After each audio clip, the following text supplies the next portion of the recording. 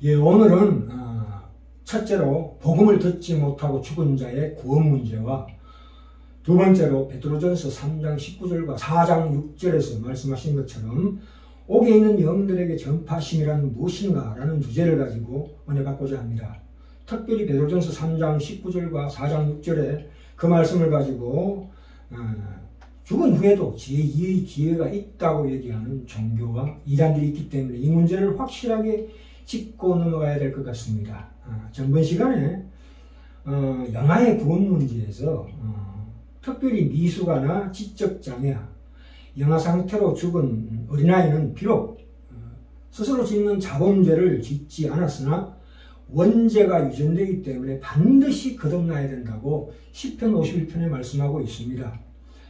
하나님께서는 죄인이 예수를 믿어 구원받게 하실 때에 일정한 방법을 지정해 놓으셨습니다. 고린도서 1장 21절에 전도의 미련한 방법으로 복음을 들음으로써 믿음에 이르게 하는 그것이 유일한 구원의 방법이라고 말씀에 나와 있습니다. 그러나 이 영아의 구원 문제는 성령의 뜻에 따라서 택함받은 영아나 미숙아나 지적장애인은 성령에 의해서 거듭나서 구원받게 된다는 그런 말씀을 전했습니다. 그러니까 하나님의 특별한 시간 속에서 천년을 하루를 천년같이 순간을 천년같이 쓰시는 하나님이 이들의 영혼을 하나님의 특별한 시간 가운데서 구원하실 기회가 있다라고 우리가 추정했습니다. 그것은 자신을 책임질 수 있는 나이에 이를 때까지 하나님의 특별한 배려가 있다, 이렇게 우리가 확실하게 추정할 수 있습니다. 물론 하나님께서는 자신의 선하신 의도와 반대되는 방식으로는 그의 능력을 사용하시지 않으시지만 이런 특별한 예외 사례가 있다고 우리가 인정합니다. 자, 로마서 10장 8절에 보시면 9절에 10절에 사람이 마음으로 믿어 의에 이르고 입으로 시인하여 구원에 이르느니라 이렇게 말씀하시고 난 다음에 17절에 그러므로 믿음은 들음에서 나며 들음은 그리스도의 말씀으로 말미암았느니라 이렇게 말씀하고 계십니다. 하나님께서 말씀으로 우리 영혼을 창조하시고 그 말씀으로 우리를 구원하시길 원하십니다. 말씀으로 역사하시는 하나님, 우리가 하나님을 눈이나 이성으로 보아야 하는 분이 아니라 오로지 귀로 듣고 마음으로 발견해야 하는 존재이심을 요한이 확신했기 때문입니다. 우리의 언어라는 것은 그 언어의 기원을 따져보면 크게 하나님을 찾을 수 있습니다. 그것은 요한복음 1장 1절에 대체 말씀이 계시니라. 성육신하신 예수를 하나님의 말씀으로 간주했습니다. 하나님의 말씀이라는 것은 우리 영혼의 영적 실제성을 여는 확실한 비밀스러운 열쇠다, 이렇게 이해하시면 됩니다. 말씀이라고 할 때는 우리의 언어와 구별하여 이해할 필요가 있습니다. 언어라는 것은 전적으로 인간의 창조물이죠. 우리 모국어나 우리어고 같은 것을 지칭합니다. 그러나 말이라는 것은 인간에 창조되지 않았습니다. 인간의 영혼이 말로 되어 있다. 그러니까 동시에 말씀을 가지고 있기 때문에 우리가 언어를 만들 수 있다, 이 말입니다. 이런 점에서 언어의 기원은 말이라고 하는 것이 옳습니다. 말씀이라고 하는 것이 옳다, 이 말입니다. 이 성경에서 요한은 이 말을 하나님과 함께 계셨던 인격으로 제시하고 있습니다. 그것이 바로 예수 그리스도의 성육신, 그 현현하심이다. 이 말이라는 것은 인간의 언어의 형식을 빌려서 자신을 드러내고 있지만 그것이 바로 우리에게 주신 그 생명의 실제성이다, 이렇게 말씀하고 있습니다. 특별히 어려운 말로 우리의 인격은 언어의 기원인 말씀이 인간의 의식이라는 장소에서 자신을 계시할 때 우리가 가지는 영적 체험이다, 이렇게 정의를 내릴 수 있습니다. 아멘. 자,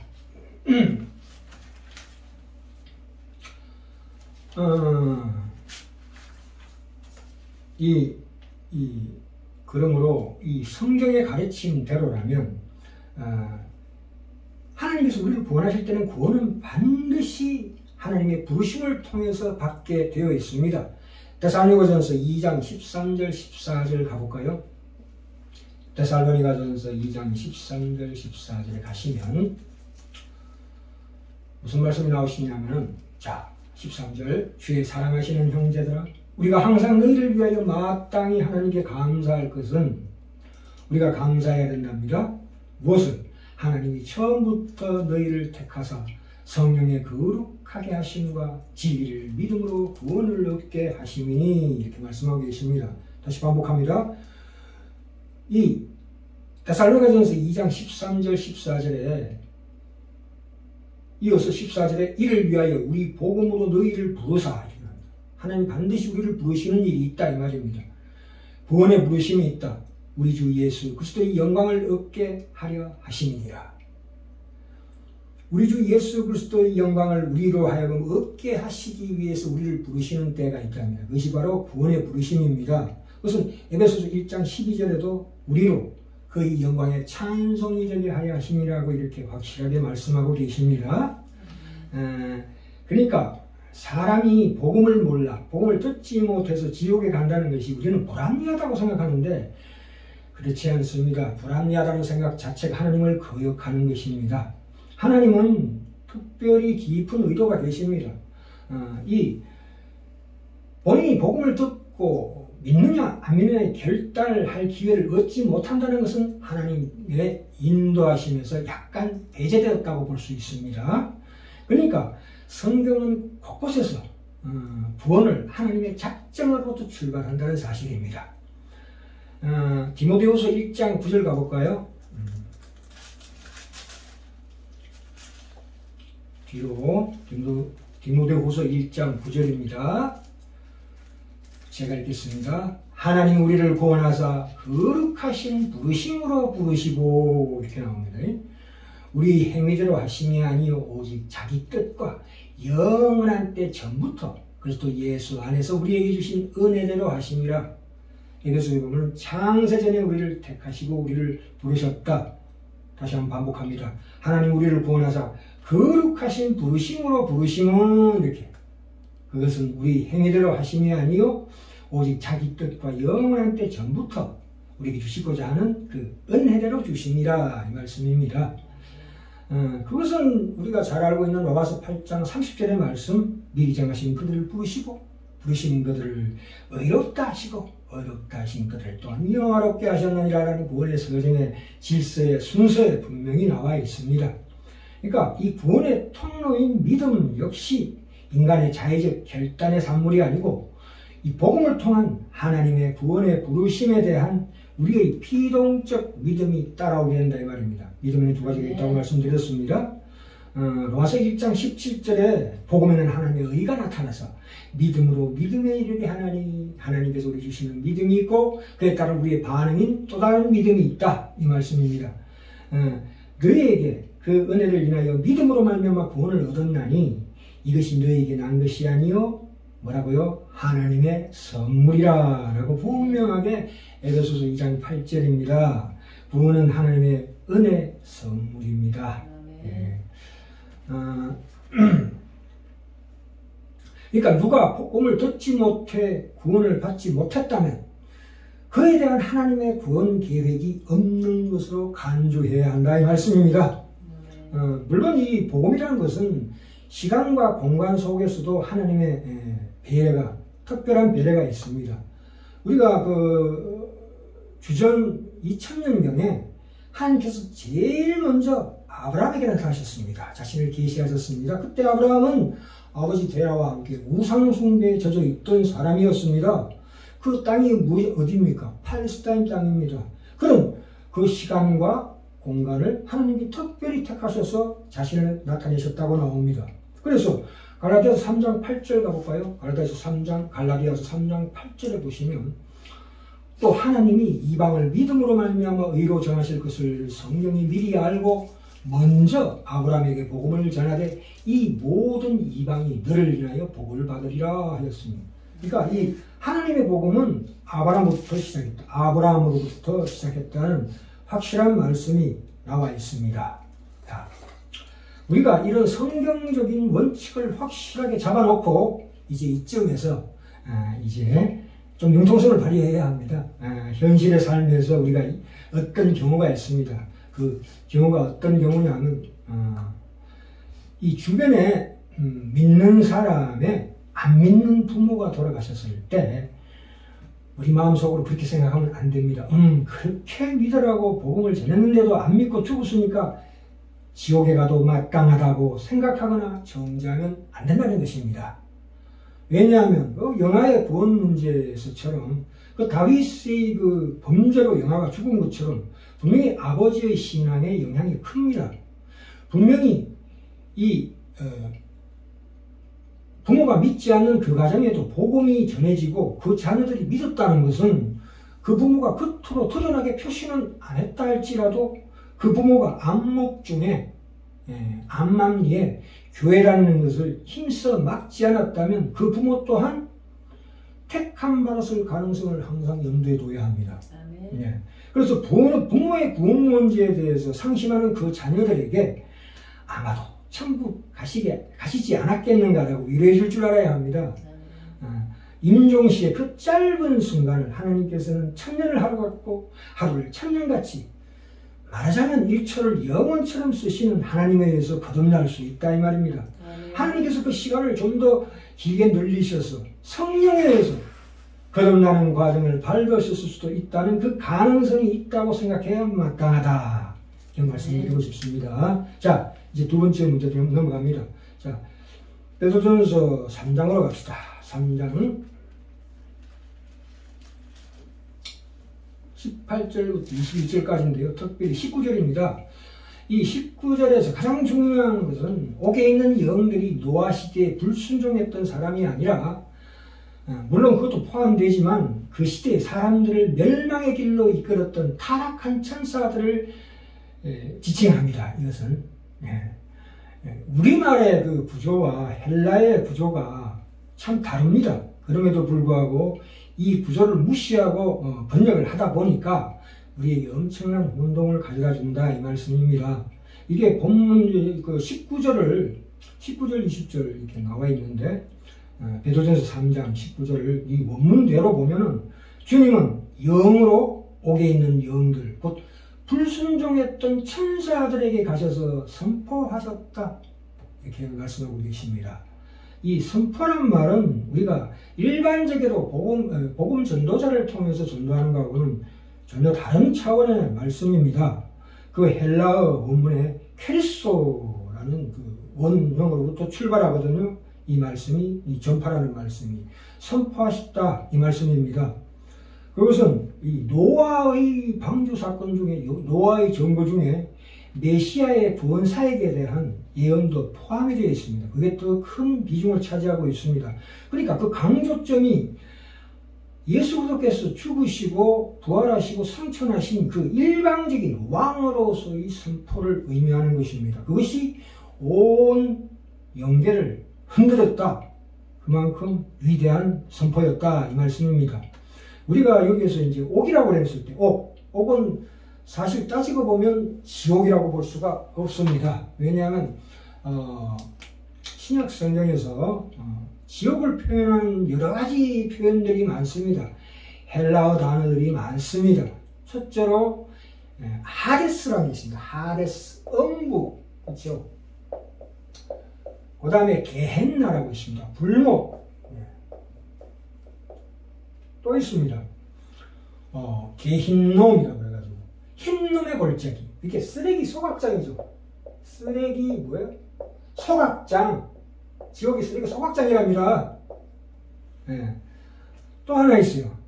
탈타루스라고, 그것이 바로 여기에 옥에 있는 영들이 있을 때 그 옥을 가리키는 건데, 그 노아 시대에 사람들을 멸망의 길로 이끌었던 천사들을 가둔 감옥입니다. 그러니까 이것이 베드로후서 2장 4절에도 분명히 나옵니다. 볼까요? 베드로후서 2장 4절에 보시면 하나님이 범죄한 천사들을 용서치 아니하시고 지옥에 던져 어두운 구덩이에 두어 심판 때까지 지키게 하셨으며, 이것은 우리가 나중에 예수님 재림하셨을 때 그 천사장 사단을 무중행에 넣는 거하고 동일한 하나의 상징입니다. 그래서 천사장 사탄과 함께 타락한 이 천사들 중에 노아 시대에 범죄한 천사들을 명백하게 지적하고 있습니다. 그렇기 때문에 우리가 이것을 잘 보셔야 합니다. 여기 한국어 사전에 말씀에는 지옥이라고 되어 있지만 지옥이 아니고 분명히 감옥입니다. 탈타루스 선포하셨다 이 말씀입니다. 예수 그리스도께서는 지금까지 존재했던 모든 순간과 앞으로 다가올 모든 순간, 현재의 모든 순간이 그분 안에 있기 때문입니다. 그것이 바로 전파라는 말씀의 근본 뜻입니다. 그 외에 복음 전도자를 통해서 전도하셨다는 말씀은 따로 말씀이 있습니다. 1장 12절이나 25절에 나와 있습니다. 이 베드로전서 4장 6절에 가시면 죽은 사람들에게도 그 살았을 때 이미 복음이 전파되었다 이 말씀입니다. 4장 6절 볼까요? 이를 위하여 죽은 자들에게도 복음이 전파되었으니 이는 육체로는 사람처럼 심판을 받으나 영으로는 하나님처럼 살게 하려 함이니라. 이 구절을 가지고도 많은 왜곡되는 그런 이단이나 종교들이 많습니다. 그러니까 21절 하반절에 볼까요? 오직 선한 양심이 하나님을 향하여 찾아가는 것이라. 왜 이런 말씀이 나오냐 하면 여기에 죽은 자들에게 복음이 전파되었다는 말씀을 말 그대로 보지 마시고 죽은 자들인 것은 영이 죽은 자들이죠. 그렇죠? 영이 죽은 자들이다 이 말이 있습니다.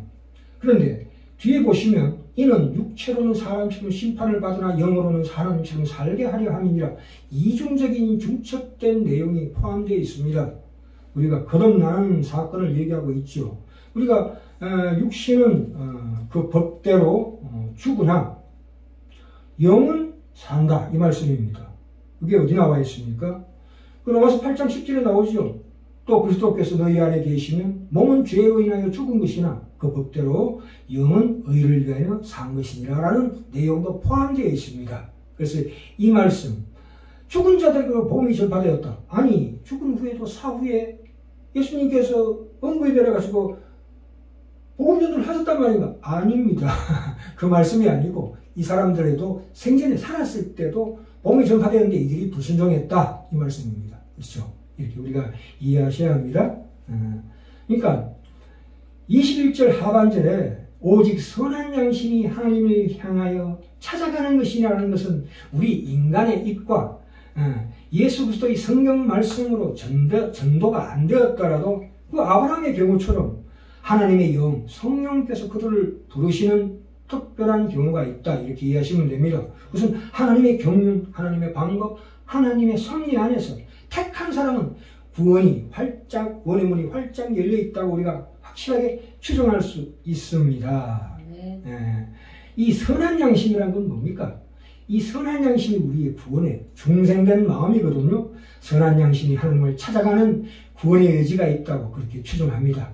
아까도 말씀드렸지만 지금까지 존재했던 모든 순간과 앞으로 다가올 모든 순간, 현재의 모든 순간이 하나님의 손에 있기 때문에 시간 밖에서 시간을 창조하시고 시간을 초월하시는 하나님께서 그 역선으로도 다 구원하실 수 있는 방법이 충분히 열려있다.